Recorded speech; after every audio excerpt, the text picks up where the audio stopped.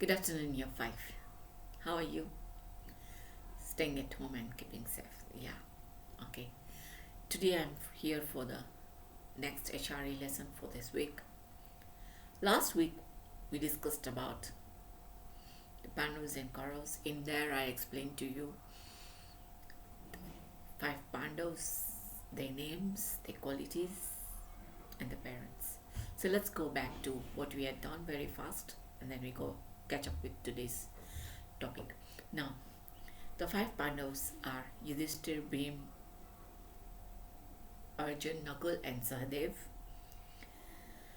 And then their qualities, Yudhishthir was the eldest and speaking truth all the time, so he was also known as Dharmaraj. Bhima was a strong personality and a good eater. Arjun was an archer.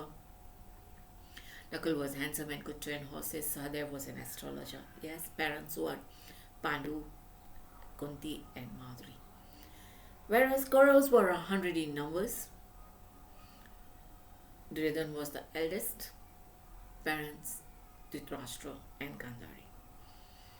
And then I further explained to you that Dhritarashtra could not become the king because he was blind. So Pandu became the king. And then, what else? Yes, the story of how Bhima taught Kauravas a lesson. The way he shook the tree and brought the Kauravas down like ripe mangoes. Yeah. Now, from there, I come to the story of how Duryodhana poisoned Bhima. Now, how did this come up? How can somebody think like that? I'm going to tell you that today. Now, what happened was, after that incident of Bhima bringing them down like ripe mangoes, Duryodhana hated the Pandavas the most, especially Bhima. So now what happens? He decides to get rid of Bhima, the strength of the Pandavas. The rest he did not have any problem, only Bhima. So what does he do? He conspires. Now, who helped him? It's Duryodhana, his brother Dusashan, and Shakuni, maternal uncle, what you call Mama, yeah? The 3 of them make up a plan to poison Bhima. Now, they decided to have a picnic. They decided that the picnic be on banks of river Yamuna. Okay, they go and set up their tents over there and then play, stay the whole day there, play, eat, return home in the evening.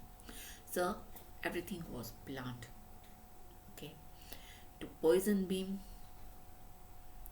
to get rid of him. Now, in the middle of the play, Duryodhana invites Bhima to eat. And we all know Bhima would never say no to his food, any kind of food. So he agreed to go. Now as they were sitting, eating, Duryodhana starts serving food to Bhima, which had been poisoned. Now, Duryodhana, as Bhima continued eating, Duryodhana brought more and more and more. Slowly, the poison became effective in Bhim's body. So he started feeling sleepy. And then he fell unconscious and dropped down. Now,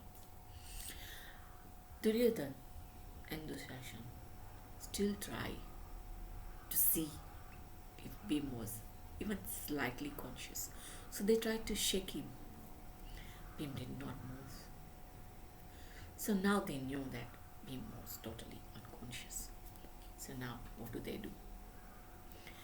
They turned and tossed Bhim's body and brought it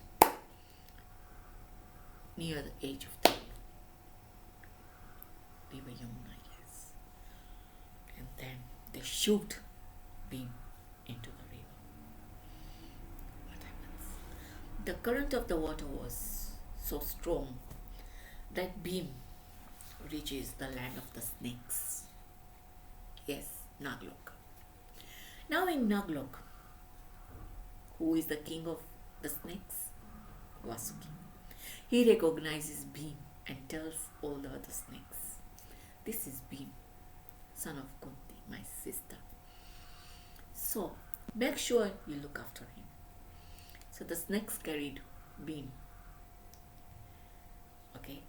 Now, as they treated him, the effect of the poison became low and it went away. So the poison from Bhim's body was removed. And then a strong potion was given to Bhim to drink. And after that, he got the strength of 1,000 elephants. He was strong, but now 1,000 elephants strength he gains. Okay. On the other side, the other Pandavas were worried. They started asking around, "Where is Bhim? Where is Bhim? Where is Bhim?" The Kauravas told the Pandavas that Bhim must have gone home. But when the Pandavas reached home, there's no Bhim over there. So they were worried. Kunti and the other Pandavas were worried. What has happened to Bhim? Now, when Bhim returned back to Hastinapur, what happens? He relates to them the whole incident that had taken place.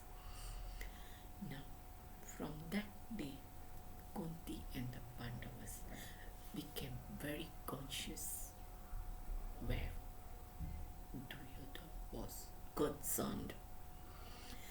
They had to make sure they keep their eyes open all the time. Not only the eyes, even ears. So from that day, they took extra caution and kept vigil all the time.